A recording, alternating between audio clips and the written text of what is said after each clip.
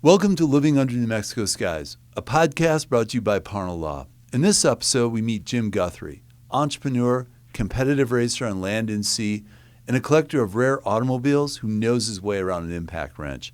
And for this episode, you're all going to love this. We actually went to Guthrie's garage, where Jim has amassed an incredible collection and museum of some of these classic cars. And in fact, during our interview, we're sitting in front of his Indianapolis IRL race car. Jim's an interesting guy who may owe a big piece of his success to his parents giving an ultimatum to either refocus on his college courses or move his growing auto body shop out of their garage. And you know, I feel compelled to say, car crafters.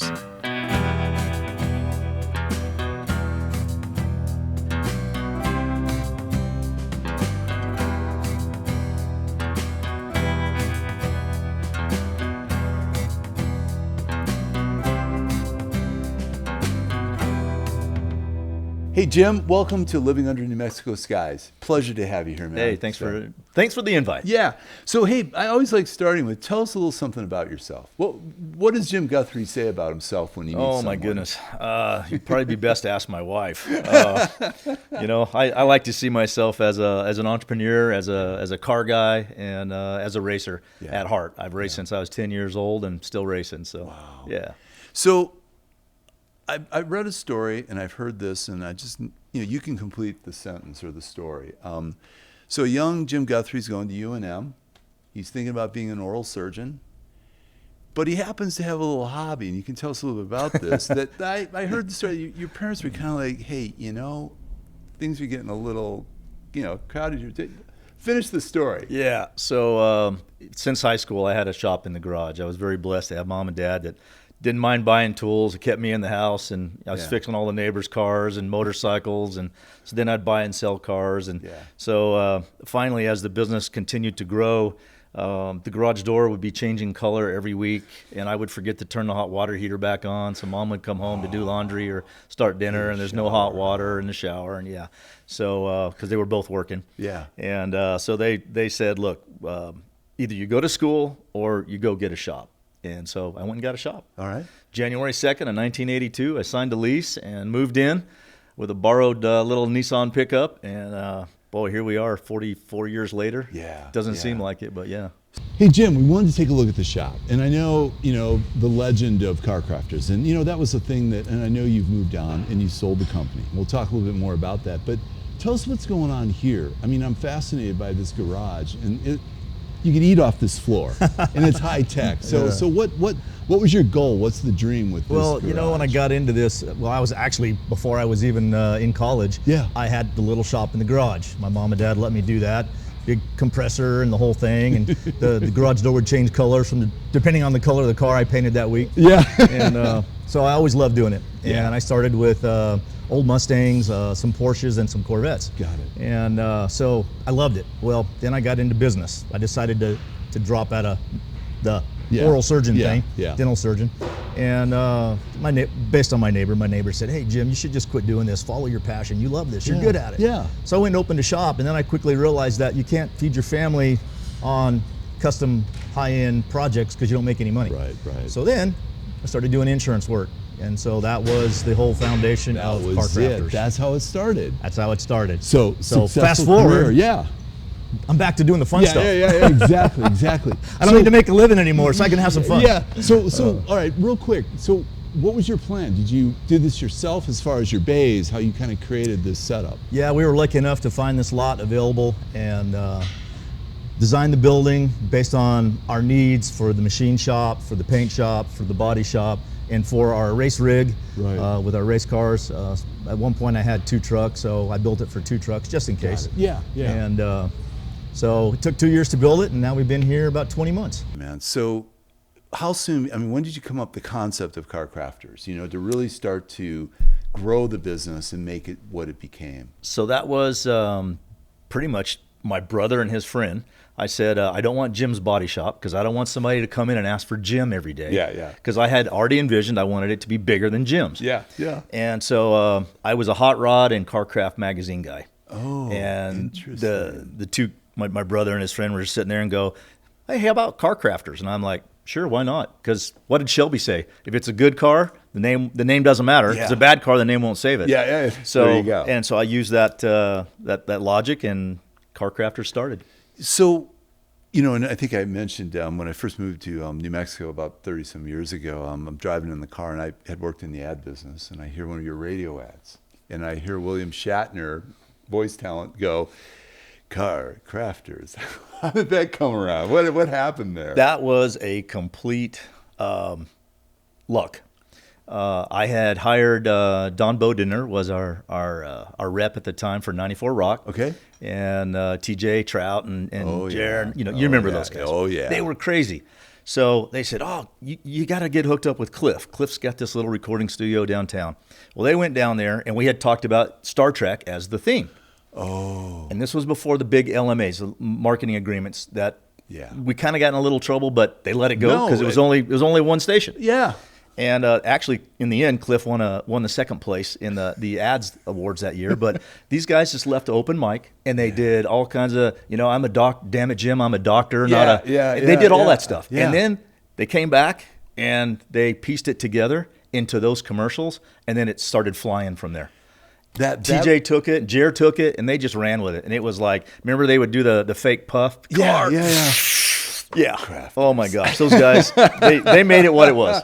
Way to go, man. Yeah. So, all right. So, what made, as the founder, what made Car Crafters what it became, and what helped you achieve the goals you wanted? What was it? Was it your employees? Was it you? Was it customer service? Was it? What was it? It was people. Great people. We were a family. Even with 85 employees at one shop, we were still a family. Right. We would pray before our shop lunches. Way to go. We're a family. Yeah. We just had I think it's a really special culture. That's all I knew growing up. My dad was a coach of all the little leagues that I was on, and that's just what was natural to me.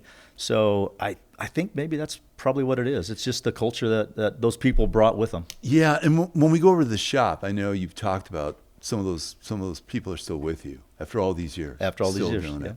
So you decided to leave the new Car Crafters and come with you. Right. I recruited. Yeah, exactly. So, okay, sometimes it's an easy question, sometimes it's a hard question. What made you good at this? What made Jim Guthrie the guy to be the CEO of this company? I think it's just perseverance, because I learned from the school of hard knocks. Yeah. You make a mistake, fix it. Yeah. And so I wanted to fail fast so I could fix it faster. That's a great saying. So 427, man, that's a history. So you correct me if I'm wrong, but the 427 was put into a lot of the early models, and then there were some issues with oil, right? They were having some issues. That was the side oiler. Yeah, They modified it to the 427 side oiler. Right. And ridiculous fuel consumption. Oh yeah, of course. Yeah. Why not?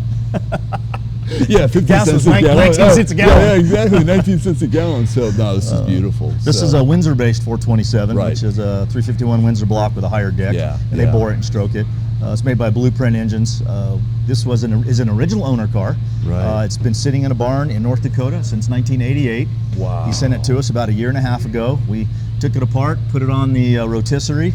So you'll see a couple of cars on the rotisserie. Yeah. And completely gave it a new life. We have a custom suspension, both front and rear.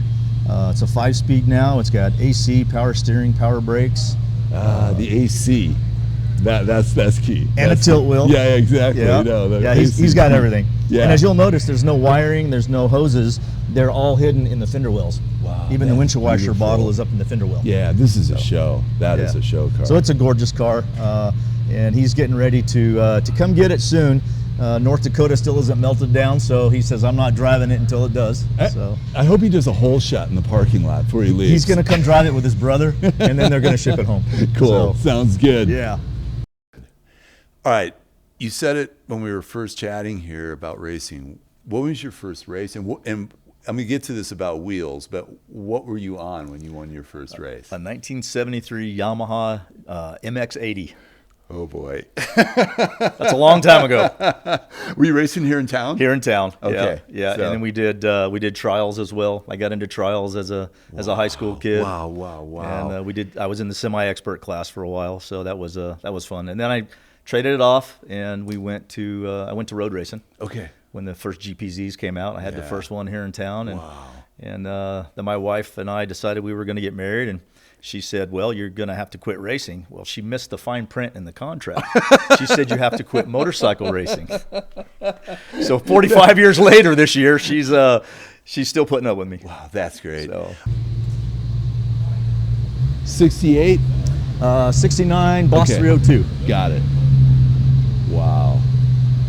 What's the story with this? Are there people racing Yeah, this is the car I've been racing. I've raced it twice. Every year it seems like I buy somebody's used Miata and then make it go fast and then do it again. Yeah. So are you still doing the SCCA circuit or no, other? this is this is local. This is at Seneca Circuit under Got it. Swims. Got it. And I do the SCCA Pro Circuit with the Trans Am. Okay. Yeah. Perfect. All right. So looking at your bio and doing a little bit of research, bicycles, motorcycles, kart, SCCA racing, Formula Ford, IndyCar, ultimately ending up in the whole, and then drifting. Drive anything on wheels, huh? Yeah, I will. Yeah. Or water. Yeah, I did a little boat drag racing, and I've done jet ski racing. So yeah, You beat me to the punch. Then I was going to go drag boat racing.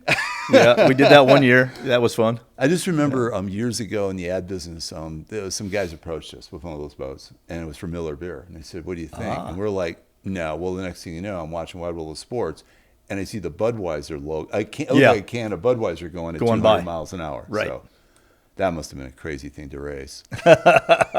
So I would have loved to have those big old turbine boats, but Yeah. I needed to live somewhere other than a desert for that. yeah, exactly. So you're progressing through the whole racing scene, SCCA. Probably did a little Elkhart Lake, some other tracks. All of around. them, yeah. So when did well, first let me ask this. What is it about open wheel racing that you like? What is it about that feel, that car, that sense of speed and driving? It's kind of like skiing or motorcycle. I mean, Yeah. Until recently they didn't have a windshield. Yeah, Now of course they do. Exactly. But yeah, just that feeling, that freedom. Yeah. The feeling of speed, half an inch off your butt. Yeah. No different than skiing. I was Right. an avid skier as well. Good. So yeah, just everything I did is speed related. Well, now, okay, the Indy thing. You get bit by the Indy bug. I think I mentioned we discussed that, I was working with the Marlboro Penske team, but I left. Unfortunately, I left before you got into it. So Right. I was already down here in New Mexico. But how did that come about? What led you into Indy? And what was kind of your entry point? How did you kind of get started with that? So 1995 was the last year of the Toyota Atlantic Pro Series for me. Yeah. I was a driver. I was a truck driver. I was a mechanic. I was the Everything. engineer. I had a couple of helpers, sometimes a couple, sometimes just one. Right. And so we went around the country, and we were racing against teams with 18-wheelers and full teams. Yeah. And that's the only budget I had. Right. We mortgaged the house to buy that car. And so I told my wife, I said, hey, miss, guess what? We're either going to have money now or we're going to have money later. So she was okay. She let us do it. And anyway, at the end of that year, we sold it to one of the guys that I had been coaching for in the 2-liter class. Wow. He moved up. And then I thought I was done. Wash your hands, you're done. You got kids, go run your business. Yeah. And then the IRL popped up. And so I called up there and talked to Phil Casey. Phil Casey said, hey, Jim, Edward Chansky just bought 2 Menards cars. And the next thing you know, I'm doing a test, and they hired me on the spot. So, Wow. yeah. So let's go back to Car Crafters for a moment. It says something about you, about the team you put in place, to be able to go off and go racing when you had a shop and a growing business. Very growing, so yes. you must have had a lot of trust in those people. And we had great people. Okay. And Kevin is still working for the company today. Okay. I think he's been there 40-something years. Chuck's been there 43 years. Wow. There's a whole bunch of guys that are 30-plus over there. Yeah. So, yeah. And they're still there, and their kids are working for us now. I mean, it's just, That's it's awesome. Amazing. So I got to ask, where are you finding your talent? Where are these guys coming from that you've got working here? A lot of the guys have been with me a long time. Dave's been over 30 years. Brian's over 20. We got a lot of guys in the 5 to 15 range. But basically, you create your own. We hire a kid or body man, for Yeah. example, and Yeah. we find that he's got special talents, and so I we love it. I love it. we just keep growing together. You're doing something right if they're here that long. I mean, seriously, that says a lot. Well, we spend a lot of time together, so if you don't enjoy what you do and who you're doing it with, you're ain't not going to gonna be work. very It's long. not going to work. Yeah, So. yeah. All right. Well, Of course, the machine shop. Show you the paint booth first. yeah.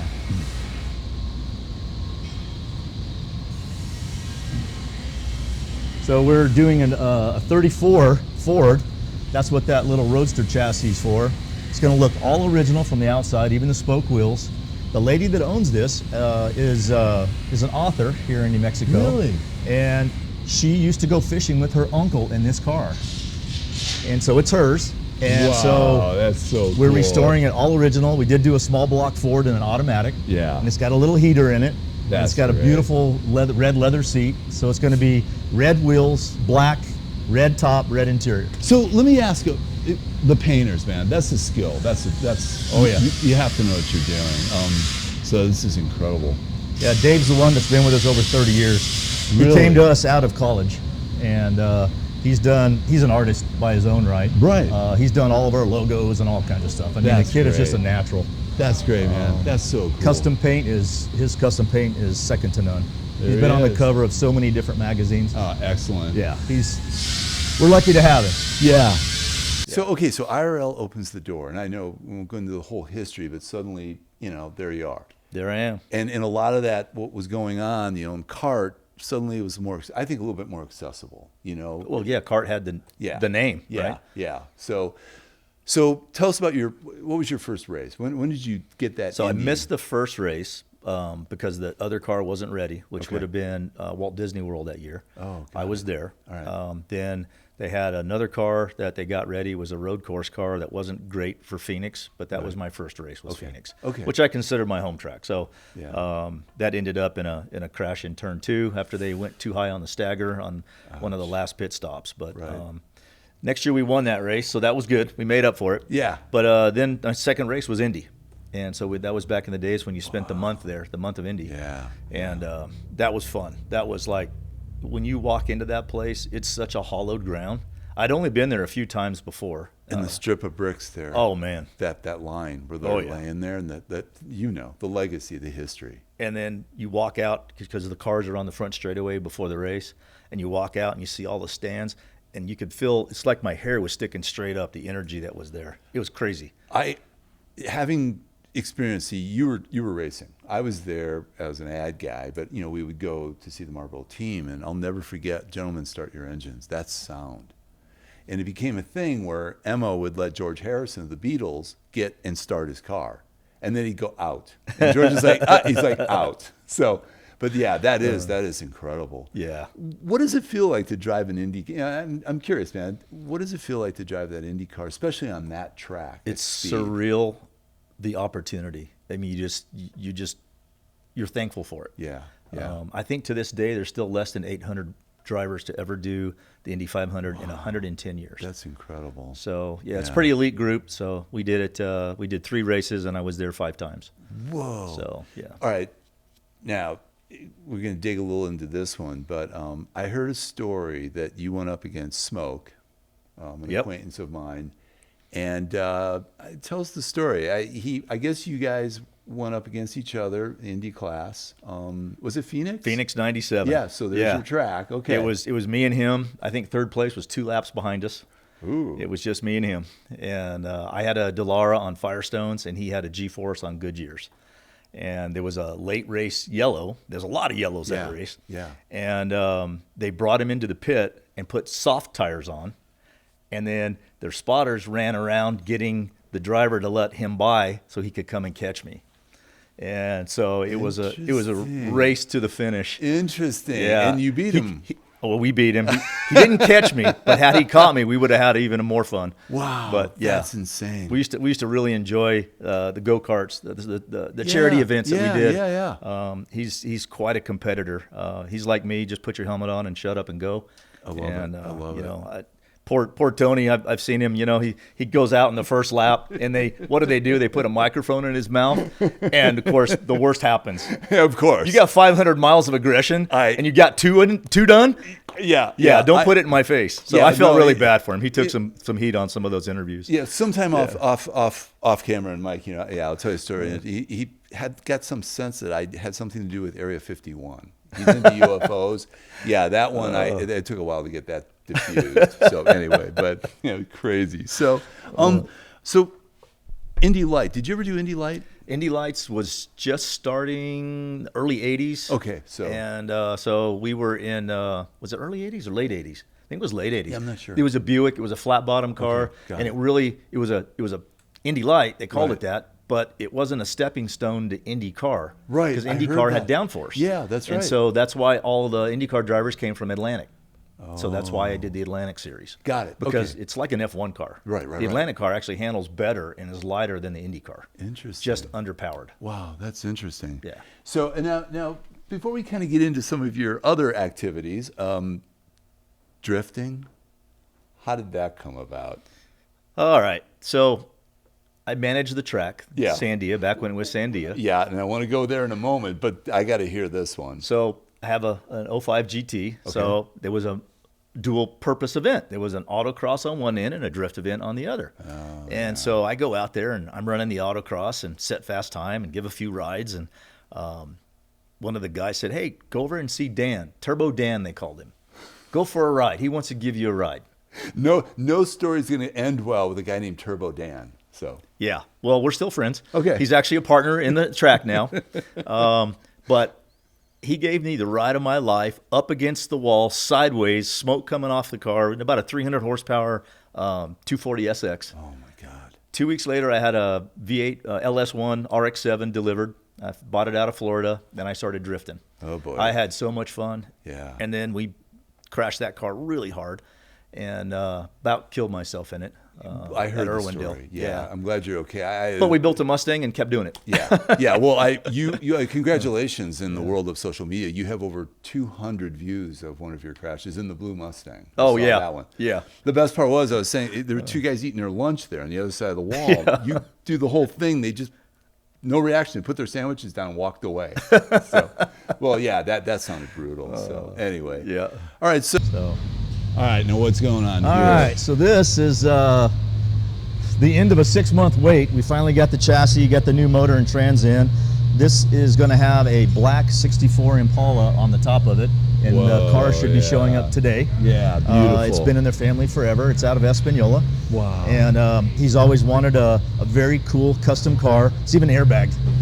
So airbags, sway bars. It's a roadster shop chassis. So he went top shelf. Beautiful. Strange rear end. Yeah. Of course, Willwood or bare brakes. Actually, bare brakes on this one. Jeez, that's amazing. So it'll be like a pro mod look, very low, and wide wheels, and Love it. I love it. Absolutely. Oh my God, is that the Jag? Did we get some got a primer on it? Yep. We blasted it and primed it. Wow. So this belongs to Liz. Liz drove this car in college in Chicago. Where I'm from, and that's what killed it. Yes. It had, it was about to break in the middle. Yeah. Because it needed new floors, new rockers, inner, outers. Yeah. So we fabbed all that. We bought a reproduction floor.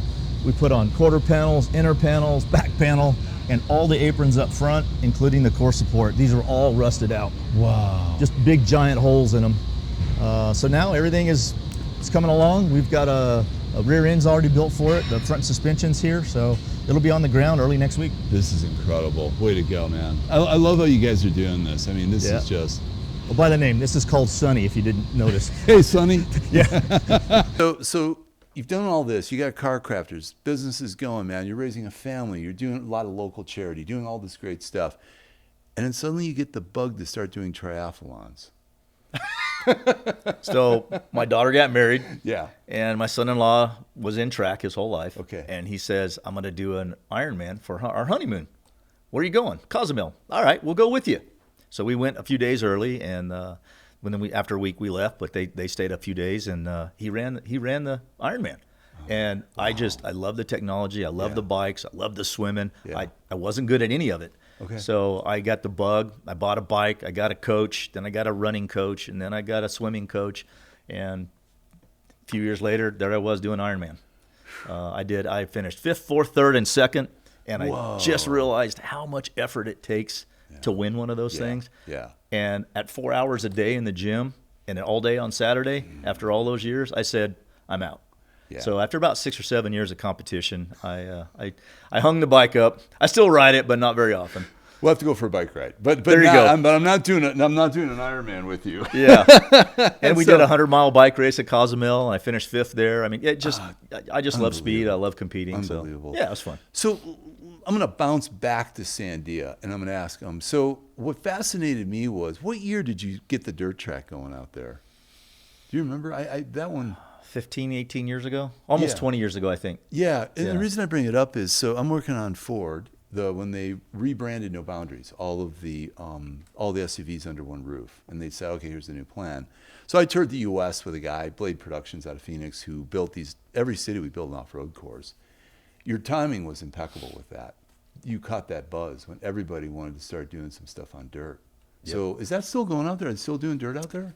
No, actually, last year we leveled the dirt track. Okay. The grandstands and all are still there, and now it's an AMA motocross track.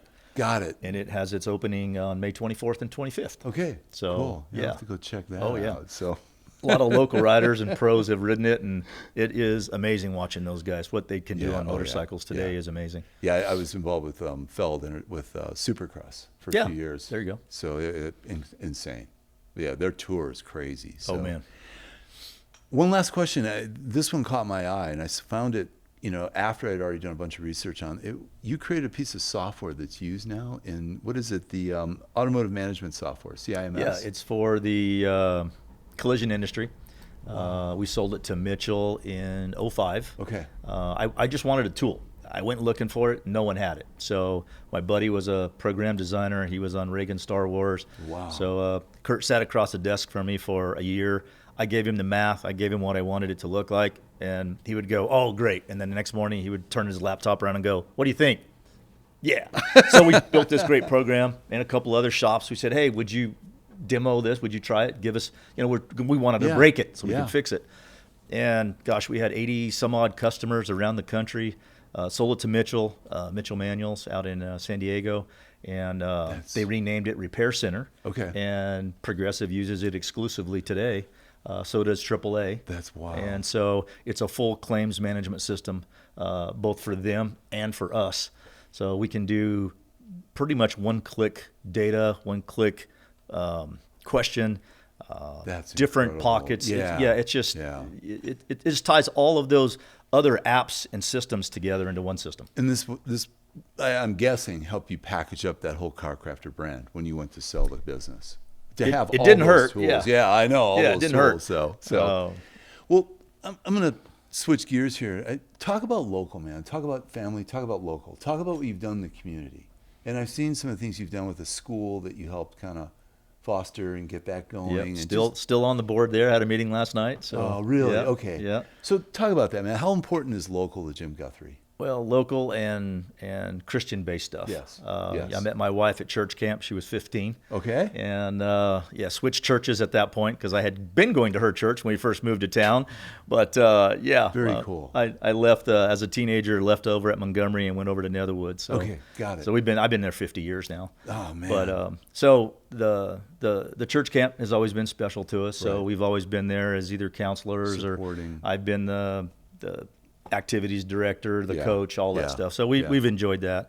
And then the kids got a little bit older, and they went to the Christian school. Right. And so they asked me to be on the board for that. And gosh, I think the first time I was on, it's like 16 years.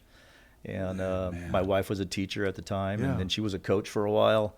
A whole nother story. She got breast cancer, and so she had to quit midway through the year. We dealt with that. Good. I'm glad she's okay. But yeah, she made it through. Good, thanks. And then the Albuquerque Christian Children's Home. Right. My wife would spend her summers down there because her aunt and uncle were the first house parents. Okay, So 51 years later, the children's home is still there. Legacy. I'm the treasurer of their board as well, Wow. and I've been on their board, I think, 8 years now. Right. And we just got to tour Cottage 4. We built a new cottage. We got the CO last week, and they're moving in tomorrow. Well, I the house lived. parents. Yeah, I lived near the Glorieta Baptist Center. Oh, and okay. I mountain bike up there a lot. And one day I just happened to be driving by and I go, what is this place? And the caretaker, now he's a good friend, said, well, here's what's going on. It was all the churches from all over the region who came every summer. Yep. And as a teenager, I spent a few days there. Yeah, I got to taste it. for a We'll retreat. have to go up there and mountain bike up there. I'll take you up there. There's some I'm not beautiful much of a stuff. mountain biker. Yeah, I like that on a motorcycle. Yeah, oh yeah. Well, yeah, I'll take my mountain bike. You can follow me in your dirt bike. There you go. So that'll be great. And then one that caught my eye was University of Mexico's Formula Society of Automotive Engineers. You did some work with them, I guess. Oh gosh, I've been helping them since 1996. Wow. We had them over to the garage when we had the Indy car there, Oh, and yeah, then that's in huge. '97 we were helping them paint cars. So we've been painting their cars for years. Now they don't paint anymore; they do a wrap right over the carbon, or they leave it carbon because it's cool. Yeah, you it know? does look cool. But so. then Mike Arnold, who was pretty much Al Jr.'s right-hand man Right. when they were at Gallus, he came to work for us in our fab shop. Interesting. And Dr. Russell is the teacher of the FSAE program. Right. And he was really good at the class part, but maybe not as good at the shop. And I said, why don't I pay Mike to come and be your shop teacher for a semester, and you can see the value, That's and let's see if Yeah. UNM will take him over from there. Wow. 10 years later, he just retired. Well, the reason I asked is because some of the folks from Parnall Law, our crew, went over there to meet them. Oh, good. And yeah, I'm not sure exactly what we're up to, but we've been kind of like starting to go over there. They need a lot of help because, and I helped them build that building over there, Right. get that going. Really? So they have their new shop, and that's been up and going now, I think 4 or 5 years. But Mike was instrumental in that and designing that. And, Yeah. And so all they need now is money. Yeah, Because yeah. you know how the stick and ball sports get all the cash. And there's just not enough money to compete with big Texas schools, big Michigan schools. Michigan, I know for a fact. Yeah, Yes, you're right. they're the ones that are always winning, Yeah. because they have pretty much unending budgets. Yeah. And these guys are scraping. I loaned them trailers. I bought tires for them. I mean, yeah, they're What is scraping it? by. What is it with the? Someone said, "Hey, when I B2000 class years ago," and a friend of mine goes, "You don't want to do that. He goes, tires and fuel, man. Don't." And I was like, "Really?" He's like, "Don't." Yeah. So, well, Jim, this has been great. Now we're going to do something kind of fun at the end of every one of these. We do kind of a lightning round. Let's have some fun with this. So, All right. What's the first car you ever worked on? That would have probably been, I think it was about a 71 or 72 Ambassador with a 401. Oh, Basically, it was a Lord. cop car. Oh, Lord. That my dad bought for my mom, and then I took it over. Yeah. All right. This, wow. These things now. I mean, think about it. Years ago, what, 8, 9 grand, 10 grand, you could buy one of these used all day, easily. And now, V12. What are they going to do to it? Yeah, so this will be a 6-figure car when he's done. He's got all of the components that he's Right. rebuilding or rebuilt. Yeah. We will do the paint and body, and then we're going to make it a roller and then send it home to him. That's beautiful, So- man. Absolutely beautiful. I love that you got this here. I mean, Yeah. I'm recognizing all these tools that I was told by my old German boss, don't touch until I Don't teach touch. you. Right. Wow. Here's a little Coyote swapped into a Cougar. Yep. Similar suspension to that. It's a TCI with a narrowed 9-inch. It's got a long torque arm underneath there. It'll be a 5-speed. It was an automatic car. Yeah, all my So- friends up in Dearborn, Detroit, who work for Ford, Coyote, so they're all talking about it. It's probably the best little small block that's been built in a very, very long time. Yeah, they're dropping them into some of the old Broncos now, too. Oh yeah, So that you're makes gonna them worth 6 figures. You're going to see some of those rolling. Yeah, Yeah, you'll we probably have for get some years. of those jobs. So. Yep. What is it about Ford or Ford vehicles that makes Jim Guthrie go, yeah? Well, I guess that's the way I was raised. My uncle worked for Ford. He was a die casting plant manager there in Alabama, Muscle Really? Shoals. Wow. And he ran that company or that business for Ford for many, many years. They closed that down. The United Auto Workers did. Yeah. And so then he went to Kentucky and opened Trace Die Cast. That's right. And he's just retired. My cousins are now running the show. He's 88, I think, now.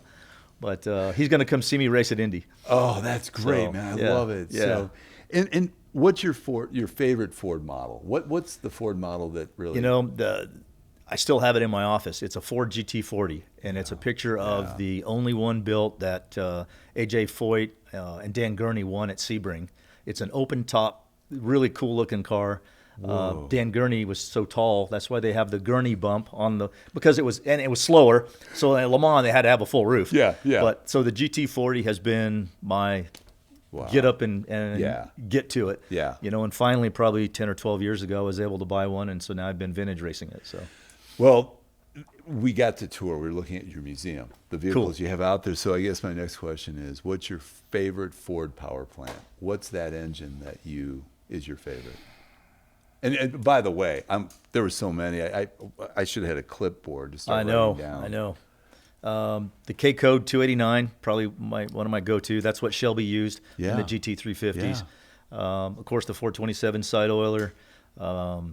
And then the 5.4 that they put in the 05 GT with the big blower on it. Right. That motor is bulletproof. It is such a great motor. Incredible, man. Yeah, I think it makes almost 1,000 at the flywheel, 870 at the rear tire in a stock trim. Whoa. Yeah. Well, we're going to wrap this up in 1 second now. This could be on the record, off the record, but I have to ask, man. I'd never heard of you. I heard of Car Crafters. You know what I mean? It's shame on me. But now I feel like, wow, this has been an incredible experience. That's by design. Yeah. But someone said to me one time, they said, it's kind of interesting. I was telling them about you. And they said, it's kind of interesting. And again, this is, answer this how you see fit. If Unser's hadn't, done what they'd done and all that, you might be, I believe now, even more. I mean, you're up there. You could have been that. I had a very short career. And Al Sr. and Bobby, I mean, they were the guys that made the sport happen. Yeah. Their parents, one was driving for Firestone, one was driving for Goodyear, and their parents cut the two jackets in half. Firestone and Yearstone and Goodyear. Oh yeah, that's a classic. Yeah, and they have pictures of them. So they gave Al and Bobby Jr. The basis to go and do what they wanted to do. Yeah. And of course, Al Jr. did a great job with that. Winning 2 500s. So and he was working with me when we did that. So, but man, it's been a pleasure meeting you. And I gotta say, not many people have much on you, dude. So there you go. So, hey, it's been a pleasure, Jim Guthrie. Thank you very much. Thank you for the hospitality. This was an amazing morning, checking out everything you got going. So we'll stay in touch. I really appreciate it. You take care, man. Thank you. Awesome.